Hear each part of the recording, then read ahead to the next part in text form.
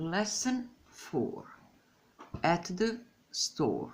U robnoj kući. Sales girl. What can I do for you, madame? Prodavačica.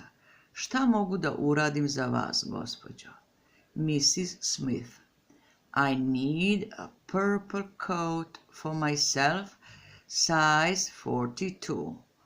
Treba mi ljubičasti kaput broj 42. Sales girl. This is a nice coat. Please try it on. Look at yourself in the mirror. It suits you very well, madame. Ovo je lijep kaput. Molim vas, probajte ga. Pogledajte se u ogledalo. Lijepo vam stoji, gospođo. Mrs. Smith. Yes, it suits me very well. I'll take it. How much is it? Da, veoma dobro mi stoji. Uzet ću ga. Koliko košta? Sales girl. 100 pounds.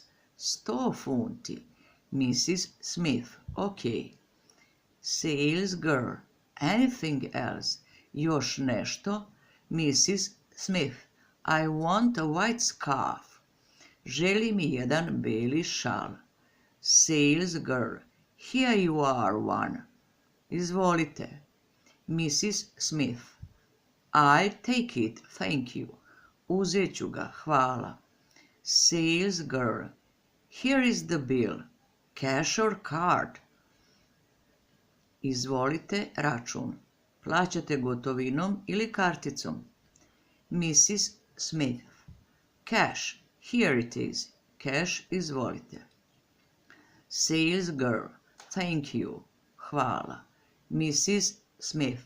Goodbye. Doviđenja. Sales girl. Goodbye. Doviđenja.